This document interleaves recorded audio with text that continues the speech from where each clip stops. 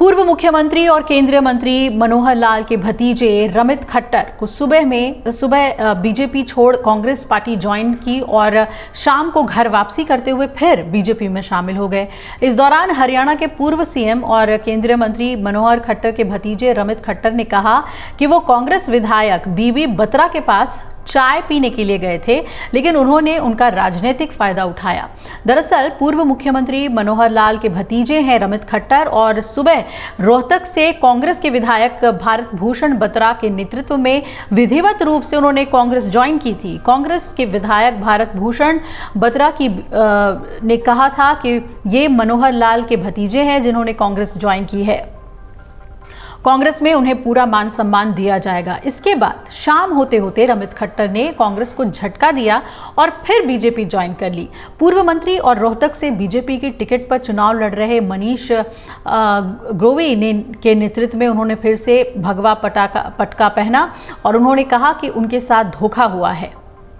उनकी आस्था बीजेपी में है और वो विधायक बीबी बत्रा के पास केवल चाय पीने के लिए गए थे, लेकिन उनका फायदा उठाया गया। दरअसल हरियाणा में इन दिनों विधानसभा चुनाव को लेकर जो सरगर्मियां हैं वो चरम पर हैं और एक तरफ बीजेपी लगातार तीसरी बार हरियाणा की सत्ता में वापसी करने के लिए हर संभव कोशिश में जुटी है, तो दूसरी तरफ कांग्रेस सत्ता में वापसी के लिए पूरा जोर लगा रही है।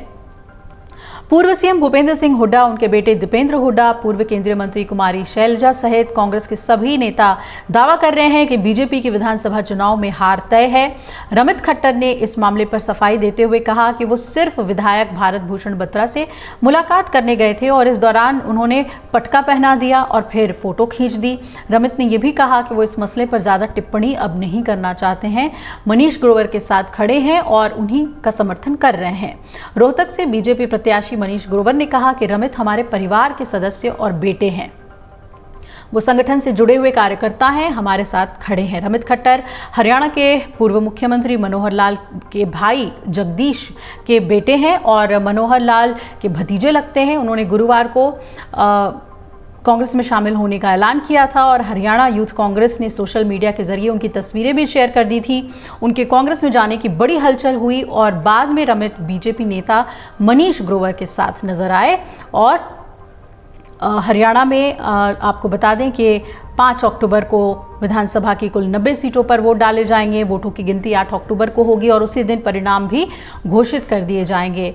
तो ये एक चौंकाने वाला मामला हरियाणा बीजेपी कांग्रेस के बीच देखने को मिला है। किस तरीके से रस्साकशी हो रही है, एक दूसरे के पाले से नेता को अपनी ओर करने की उसकी बानगी इस मामले में देखने को मिली है। अगर आप ये वीडियो YouTube पर देख रहे हैं तो हमारे चैनल को सब्सक्राइब करें और बेल आइकन को दबाना ना भूलें। अगर आप Facebook पर ये वीडियो देख रहे हैं तो हमारे पेज को लाइक करें।